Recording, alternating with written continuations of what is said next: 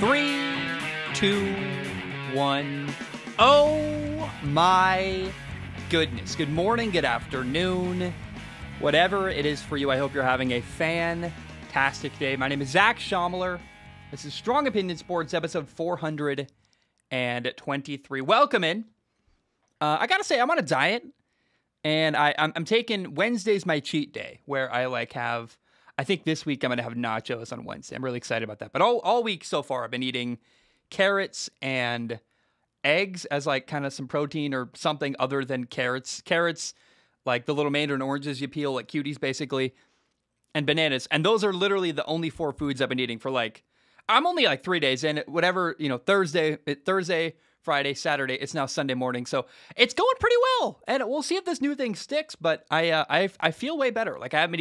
I eat horribly, and I'm eating pretty good right now. Just those four foods: carrots, bananas, mandarin oranges, and eggs. Mostly hard-boiled eggs. And I feel really good. And also, I have hope. On Wednesday, I get to have good food again, and I'm excited about that. So I don't know if anyone's struggling with a diet, or don't exactly copy me, but I'll tell you what, I'm 3 days in, and I feel amazing. And I can't encourage you enough. If you're thinking hey, maybe I should change how I eat, do it. I'm doing it, and I feel the best I've felt in weeks. I have more energy and I feel really good. I read somewhere whatever you put into your body really does influence how you feel. And hey, I'm only 3 days in. I'm not trying to sound like I'm doing all this crazy stuff, but so far, yeah, that's exactly how I feel. I've been sleeping more, I've been eating better, and I feel fantastic. Now, let's start today's episode with what was, in my opinion, the biggest game from college football championship weekend. In the SEC title game, Alabama beat Georgia 41-24. And so the mighty Georgia is now no longer undefeated. Both teams are now 12-1. And Alabama played so much better than they did last week against Auburn in the Iron Bowl. I mean, last week they survived Auburn. They barely beat them. It took 4 overtimes. And it does make me wonder if in prep all week before or going into the game or something, it makes me wonder, and I certainly wouldn't blame Alabama if this is true. I wonder if Alabama was maybe last week looking a bit, past Auburn to the Georgia matchup, going who cares about Auburn? We got this massive game against Georgia coming up. That makes a lot of sense to me, and that could be very possible what happened. I've also seen a lot of people on social media, stuff like that, saying things like Alabama destroyed Georgia, or this game was a blowout. And I don't quite, I'm getting nitpicky here, but I don't quite agree with that. I mean, the game was, Georgia led 10-0 after the first play of the second quarter. It was 17-17 right before halftime. Alabama did lead 24-17 at halftime. And then for sure, Alabama pulled away in the second half. But saying that Alabama blew out Georgia, I'm I don't know that I quite agree with that. Honestly, I really want a rematch of these two football teams, and I think we might get that. It could be a very, very interesting national title game matchup. I think that'd be fantastic. I want to see what kind of adjustments Georgia would make for their potential next matchup against Alabama. Now, the star of this game by far was Alabama quarterback Bryce Young. Oh my goodness. The dude had 4 touchdowns. He had 3 passing. He also ran for 1. 0 turnovers. Now, he did have a fumble that he recovered himself. There was a bit of a nerve-wracking moment there. But the guy was 26 for 44 passing with 421 yards. Again, plus the 4 touchdowns I mentioned. That's easily the best that anybody has done against this Georgia defense all year. And in fact, after this game plus the year he had, he's got 40 touchdown passes, 4 interceptions. He's thrown for 3,900 yards. I would be shocked if Bryce Young did not win the Heisman Trophy after the game he had, plus the performance the year he had, performance he had all year is what I'm trying to say. Bryce Young's awesome, man. I love this guy. And he's only a sophomore in his second year in college football. And I love that he wins with his arm. I think that's something, because he can run, he's a great athlete. I want it clear, Bryce Young is a pocket passer. Yeah, he had a touchdown run against Georgia, and he has the ability to run around. But Alabama did not call one designed quarterback run with him all year. Like, he is a true pocket passer who can run if they're in man coverage and no one's paying attention to him or extending plays. And he extends plays very, very well. But when the draft comes around someday for this guy, you're going to hear people that are like casual football fans saying, he's a running quarterback. No, he is not. He's a fantastic pocket quarterback who can run if he needs to, but he wins with that right arm of his, and he shredded Georgia. It was really cool to see. Now, going into this game, the most points Georgia had given up all year was 17 to Tennessee in a game that they won 41-17. Georgia won that game. Now, after losing to Alabama 41-24, this is by far the most points Georgia has given up all year. And I tried to leave the door open for Alabama to maybe win this game. I said things like, anything can happen. But the reality is, and I said this too, I did not expect Alabama to beat Georgia. I really didn't. I'm glad they did, but I was surprised. I'm like, oh my gosh, Alabama's winning, and by a lot. I had fun watching. It was awesome, and I'm glad Alabama won because I really want a rematch of Alabama and Georgia in the national title game later down the road. Clearly, these are the two best teams in college football, and I think also, we'll see what happens in the college football playoff. We might get, Georgia, Michigan could be interesting, but clearly, to me, Alabama is the only team in college football that can hang with Georgia. Now, anything can happen. I think Ohio State on their best day against Georgia on their worst day would have been interesting. But Alabama, the only team all year that not only beat Georgia, but even was competitive with them at all. So, well done by Alabama. In the second half of this game, Georgia's offense could not keep up with Alabama. Stetson Bennett, the Georgia quarterback, threw 2 interceptions, and they also got stopped on a 4th down in the red zone. Stetson Bennett's first interception, I want to comment on this. I felt bad for him. It was a play where it was a bootleg. He's rolling right, had a defender in his face. Not to mention, the guy who picked off the pass, the defender back there, was kind of hidden behind the ref. From Stetson Bennett's perspective, I would imagine he thought he had a receiver wide open. Defender in his face, it's hard to see anyway. Plus, you see a receiver and a ref, you probably can't see the defender behind the ref. And I thought he had a wide open receiver. Plus, the receiver stopped his route. I felt bad for Stetson Bennett because I thought that was an interception where it's a tough one, right? You probably want to throw that ball away if you're not sure. If you're ever unsure, I don't know. You can't make rules like that. I mean, that's a tough one. But the second interception Stetson Bennett threw, Bennett got fooled. It was a great play by Alabama safety, Jordan Battle. He disguised the look as too high and then, made a move, jumped down to play the robber look over the middle, came down, he grabbed a pick six, took the ball for a pick six after getting the interception, and that gave Alabama a 38-17 lead. First of all, great play by Jordan Battle. He had a couple good plays in this game. Number 2, that play kind of sealed the deal for Alabama's victory. But again, if these two teams meet again, I expect a good game. I really think that I want to see what kind of changes Georgia would make and what they could learn from the film in this game. Because if Alabama didn't win here, their year is likely over. There are 2 losses, and I mean they maybe would have made it in, but I don't think so. I think they would have. The committee would have said you already had your shot at Georgia and you lost, and so this game is more important in a weird way. I don't. This is weird. I don't like saying this stuff where you're like, oh, the emotional appeal. Like Georgia wanted to win. It's not like they didn't fight hard, but I wonder if this matchup might be the thing that helps Georgia do better next time. They look at the film and go, we could make these couple adjustments and, be aware of disguising coverages and run the ball a little better. Maybe, throw the ball to George Pickens a little more, things like that. I'm like, it's very possible Georgia just uses the film from this game to ultimately beat Alabama in the national title game. I got to say, it was cool to see the respect between Alabama head coach Nick Saban and Kirby Smart, the Georgia head coach. They had this long handshake and talk after the game. And remember, Kirby Smart used to be Nick Saban's defensive coordinator at Alabama. They've had a lot of good battles against each other over the years, both in recruiting and on the field.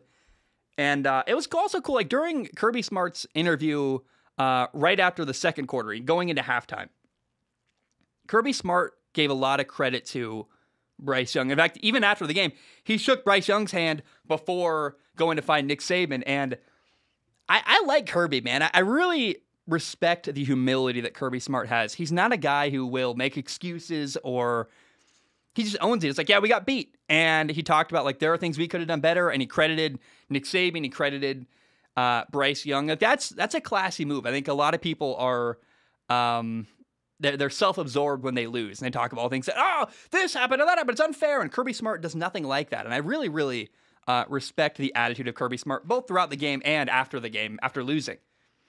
Now, my final note here about this game, I want to say it was really cool to see George Pickens playing for Georgia. He's a stud, future NFL receiver. He's 6'5", and he tore his ACL during spring ball. A lot of people did not think he would play at all this year. So for him to show up in this game, it's his second game really playing this year. He played last week too. But he had 2 catches here, had a big catch down the sideline for 37 yards early in the game. And keep your eye on George Pickens, because as we head into the college football playoff, Georgia has potentially 2 games left. If they win in round 1, then they go play in the national title game. I think they're going to make it into the college football playoff. And George Pickens is a guy who he can make a big impact during the college football playoff. Okay, give me 1 second. I need to apply chapstick. I can't be the only person who recently I've had these lovely neighbors downstairs who love to smoke like a ton. And they smoke and they smoke. They chain smoke. And all the smoke blows directly into my studio. I'm like, it's so fun to have smoke everywhere. It smells horrible. I do my best. I've got a fan right now outside blowing smoke, hopefully away from the door so it can't get in. But I actually don't have any wall sealed here. So it's quite fun. And it really, I don't know if that's what dries up my lips. I don't know. I last episode I talked about how my lips get really, really dry here. I think that might be it, because there's a lot of humidity in the air. But the smoke, I don't know if that's a thing. But if it is, that's the reason why I have a constantly dry mouth here. Is I live in, I don't smoke. I hate that crap. And I have to deal with it a ton. It's not fun. Okay, let's recap. Here's what happened during college football championship weekend. Alabama beat Georgia to win the SEC title. I already broke that down, but there are 3 more meaningful games I want to talk about. Michigan dominated Iowa, 42-3. It was kind of a slow burn. Like, it was only 14-3 at halftime. Michigan just kept scoring, and Iowa kept not scoring. I want to say I'm so happy for Michigan's head coach, Jim Harbaugh. He lost to Michigan State earlier this year, his first loss and only loss of the year. And I think there were conversations being had like, do we even want to keep Jim Harbaugh? Like, people literally, he was on the hot seat in some people's mind. And I was like, I wonder if Michigan is going to decide to get rid of him. I think that would have been ridiculous. I even said that at the time. I said, look, you know what you're getting. But I did not expect Michigan to be where they are now, which is they are 12-1. They won the Big Ten title, and now they're getting a spot in the college football playoff. Good for Jim Harbaugh, man. I love to see that, and I like him as a coach. He loves his job. He loves his life. He loves football. And he's an easy person to root for in the football world. Now, Michigan's offensive line, oh my goodness, they're unbelievable. They're a wrecking crew. I mean, they just push people everywhere, and I'm really excited. I think if we get the ideal matchup for Michigan would be, I guess Cincinnati, right? Everyone wants to play Cincinnati in the college football playoff, but I think Michigan against Georgia would be really, really entertaining. 2 quarterbacks who I'm not really hot on, who have turnover. I guess Stetson Bennett doesn't have a turnover problem, but he had 2 turnovers against Alabama, and I worry about the Michigan quarterback, and I think it'd be really fun to see Michigan play Georgia and watch their defense against that offensive line. It'd be incredible. Now, the game kind of got away from Iowa. They played 2 quarterbacks in this game. Both of them played really badly. And this game for Iowa, it was truly a blowout. Michigan won 42-3. Now, in the Big 12 title game, Baylor beat Oklahoma State 21-16. And if Oklahoma State had won, they might have had a shot at the college football playoff. But Oklahoma State decided to make things easy And the selection committee now does not have a difficult decision. They lost. I think OK State's out. I don't think Baylor has a shot at the college football playoff. Now, this game was a ton of fun, though. It came down to the final play. Oklahoma State had the ball, 4th and goal at the 1-yard line with exactly 30 seconds left. And Baylor stopped them. Baylor's defense got to stop on. That's kind of the dream situation for both teams. Like 4th and goal on the 1, you want the ball, you're trying to score. And for the defense, you're like, if I could be the hero on 4th and goal from the 1-yard line with 30 seconds left to win the conference title game, like that's really cool. And it was sweet. Jaron McVay, a former walk-on 6th-year senior, got the stop. It was a fitting end that Baylor's defense secured the win. Baylor's head coach, Dave Aranda, is a defensive guy. He won a national title with LSU in 2019 as their defensive coordinator. And Baylor's defense was awesome in this game. Spencer Sanders, the Oklahoma State quarterback, threw not 1, not 2, not even 3, but 4 interceptions against Baylor. 2 of them led to Baylor touchdowns in the first half. So Baylor won the Big 12. Now, I don't see either team, Baylor or Oklahoma State, both are 11-2. Neither of them have a shot at the college football playoff, but it was a game worth mentioning. Oregon, by the way, in the Pac-12 championship got dominated by Utah. I wasn't going to talk about it, but it is kind of fun. I talk frequently about how I think Oregon is often overrated by their own fans. Their fans talk really big, and I don't know. I'm not going to pretend I didn't enjoy watching Oregon get dominated by Utah on Friday night in the Pac-12 championship. They're out of the college football playoff conversation completely, so I'm not going to linger on that too long, but I just remember Oregon fans talking real big after beating Ohio State, and look where they are now, right? Oh, they're not around. Yeah. I'm from the Northwest, but I'm a Pac-12 fan, and I never feel bad when I see Oregon lose. I know how they stand nationally, and their fan base seems to not understand that the SEC brand of football is a much better brand of football, but Oregon fans are happy to live in delusion and enjoy your delusion. Also, Cincinnati beat Houston 35-20 for their conference title. Shout out to the American Athletic Conference. Cincinnati is 13-0, and they're the only undefeated team left in the FBS. And so now, in my opinion, the playoff selection committee has a really easy decision. I don't know how you can...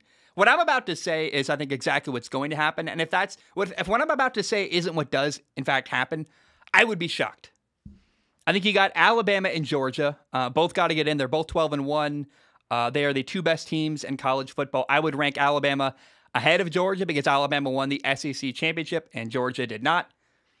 Michigan is 12-1. They won the Big Ten title, and Cincinnati is 13-0. So it's these 4: Alabama, Georgia, Michigan, and Cincinnati. Interesting, there's no schools with there's no like state school. I mean, I do them. So I think there are state schools actually, but there's no like Alabama State. There's no Georgia State, Michigan State. Kind of fun. They're all just one name: Georgia, Alabama, Michigan, Cincinnati. And in my opinion, you need to make it so that Alabama and Georgia will not play each other in round 1 because I don't want to see them play each other back-to-back in back-to-back games. I just don't want that to happen. B, I want to leave a path where Georgia can play Alabama in a rematch in the national title game. I think that would be fantastic football. So I would go number 1, Alabama. They won the SEC. Number 2, Georgia. Number 3, Michigan. And number 4, Cincinnati. Round 1 in my scenario would be Alabama against Cincinnati, and then Georgia against Michigan. Georgia-Michigan would be a fantastic football game, I think. Georgia probably would win, but that offensive line for Michigan against the Georgia defense would be really fun. And that is how I would rank the top 4 teams left in college football. All right, guys, I'm going to take a short break, and that's all I have for now. I'll be right back. All right, we are back. Hope you're doing very, very well. I want to give a shout out to the ACC title game.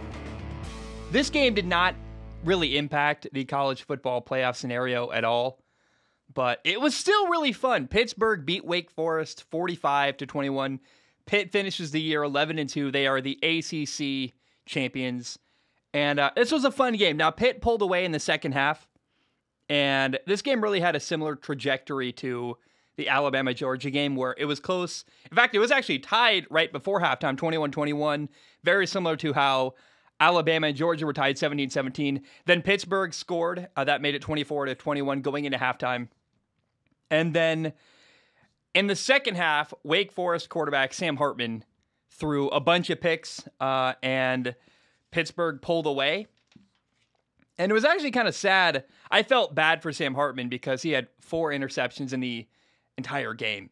And it's kind of crazy how much Sam Hartman reminds me of Carolina Panthers quarterback Sam Darnold, both in the good ways and the bad. Their throwing motion, their footwork, their mechanics, and also, unfortunately, a knack for risky throws and bad turnovers. I don't like saying that. I like Sam Hartman, but I got to be honest about him. Now, man, I would love, and this might be wishful thinking, but the more I watch of Pittsburgh quarterback Kenny Pickett, the more I like. Like, he is a really, really good quarterback. Dude can sling the ball all over the field, and I would love to see Kenny Pickett stay in Pittsburgh, in that city, when he moves to the NFL playing for the Steelers, and I think he really could replace Big Ben. That would be awesome to see. He actually had this crazy 58-yard touchdown run. I had no idea he could run like that. And I'm like, oh my gosh, he's faster than I realized.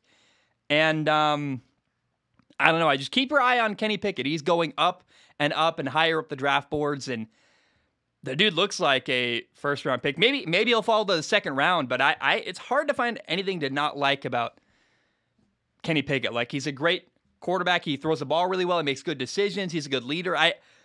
I love the kid, and I think he could be a franchise quarterback in the NFL from what I've seen so far. We'll dive into the film later, but I really like everything I've seen from this kid so far. Now, Wake Forest, let's give them the respect they deserve. They went 10-3. They still have a bowl game. They could finish 11-3. That would tie the best year they ever had. In 2006, Wake Forest went 11-3. And Wake Forest, they lost the ACC title game, but they've had an amazing year. And basically, not officially, but basically, it's the best year Wake Forest football has ever had. And well done. I know you lost, but well done, Demon Deacons. All right, let's shift gears to Aaron Rodgers. How do I even begin this, man? The art of playing the quarterback position is basically my favorite thing in the entire world. And in my opinion, there's one guy who stands alone above everyone else. And that is Green Bay Packers quarterback Aaron Rodgers. Now, I do this thing, and I'm a little bit embarrassed to admit it, but I carry a football around when I walk at night. I kind of just get lost in my own head, pretending to throw, doing footwork, and I pretend I'm Aaron Rodgers because there's no one else you would rather pretend to be. Like, Aaron is the best of the best when it comes to throwing the football. Now, I've had a really hard time making this, and the reason why, I guess when I look back at all the work I've done before, has been usually about young quarterbacks, but especially about quarterbacks who you're not sure, like, is this guy good? Josh Rosen, Sam Darnold. Often quarterbacks in the NFL draft process. I did a film analysis once about Tom Brady, right as he was leaving New England. And a lot of people were saying he's washed up, he can't play. And I'm like, hold the phone. Let me show you the film and tell you why Tom Brady is still good. Now, Aaron's different. It's taken me about a month to make this because I had to figure out, what does it even look like to break down the film of Aaron Rodgers, who, in my opinion, you watch film, there's not really anything for him to work on. Like, he's amazing. So this will be kind of different because I'm just going to talk about all the things that make Aaron amazing to me. Like, when I need a break and I want to watch entertaining football, whose highlights do I watch on YouTube? It's not Tom Brady. It's not Peyton Manning. It's not Russell Wilson. It's not Patrick Mahomes even. Maybe I could see Patrick. He's exciting and fun. But the guy, whenever I'm like, I want to watch high-level quarterback play, the guy I turn on, I watch Aaron Rodgers playing quarterback because he's the best. I've been working on this for a couple weeks now, and it's been really challenging watching Aaron Rodgers film on like a Friday night and then watching college football the next day because he is so much better than the guys in college. It actually gets frustrating to watch. Like, oh my gosh, all I think about when I watch college football recently is, well, Aaron wouldn't miss that throw. I go like, oh, well, Aaron would have thrown that ball, because for Aaron, open is actually different. There is so much more of the field available to him than other quarterbacks, because he can put the ball wherever he wants to. The reality is that Aaron plays the way every quarterback wishes they could. It's amazing. He doesn't really have any limitations. Open to Aaron has a different meaning. He doesn't really care if a defender's standing right next to his guy. He doesn't really care if the guy's too far away or he's falling the wrong direction. He can get them the ball. It literally does not matter. As long as the guy is open, like watching Aaron play quarterback is basically like watching someone play Madden. You watch Madden, a guy will be facing the wrong direction and he throws it across the field and you're like, that's not really possible. It is for Aaron. Aaron Rodgers is unbelievable. And I think he's actually so good. And he's so casual with the way that he makes incredible throws. People actually don't appreciate him enough. He is the best thrower of the football ever to walk the earth. I'm not kidding. I'm not exaggerating. It's unbelievable. Whenever I throw a football, I pretend I'm Aaron. I just imagine I could do the incredible stuff he can actually do in real life. Is Tom Brady more accomplished? Yeah, he's won more Super Bowls. He's got more wins, rings, stuff like that. And Patrick Mahomes is maybe more unpredictable, more exciting. I guess probably. But who is the most talented quarterback on the planet? Who is the most capable quarterback in the world? Aaron Rodgers. Does that make him the best? What does the best mean? There's no way to really answer that. Is that like more likely to win? Best leader? Do they score the most points? I don't really know how you measure who the best quarterback in the NFL is. But in my mind, for whatever that's worth, I think Aaron Rodgers is the best quarterback in the NFL. And he's got all this stuff off the field. Aaron Rodgers, here's what I'm going to say about this. I want to say this, and I'm going to be very careful with my words, like Aaron would probably be, and not say very much. But Aaron has had a lot of stuff go on off the field this year. The reality is, when you watch film, none of it matters. He is the best quarterback in the NFL. He's the most talented. He's amazing to watch. The back shoulder fades he throws are unbelievable. The timing and accuracy it takes to throw back shoulder fades, not only as consistently as he does, but as comfortably as he does. Like, it's casual to him. He's very nonchalant. It's not a big deal for him. He just goes, oh, steal yards, no problem. And most quarterbacks alive can't even do that, and Aaron does it easily. He had a game-winning drive against the 49ers where Aaron got the ball with 37 seconds left and went bang, bang, bang, field goal, game over. Packers won 30-28. It was unbelievable. He was like, massive throw, field goal, game over. And you're like, oh my gosh. Do not underestimate how incredible Aaron Rodgers is. It's also cool when you think about the fact that when he was in college, he had a totally different throwing motion. And that's something that no one ever, I think, really talks about, is the obvious work ethic Aaron Rodgers has. The work he put in to change his mechanics entirely is unbelievable to me. Like, I love it, man. And also, he's a better runner than people realize. If no one's open, no problem. He's a weapon. All he does is make defenses wrong. And if you're not going to worry about him running the football, he can run for a lot of yards. He ran for a touchdown against Chicago. Don't underestimate Aaron Rodgers' ability to run the football, too. He's got this move where he's under center and he pops the ball out wide to a wide receiver for like a little, it's basically a screen pass, except there's no screen. He's realizing if I get the ball out quickly enough, he can make him miss and run for a solid gain. There is no faster way to get the ball out of your hands than what Aaron does. He's also so good at play action.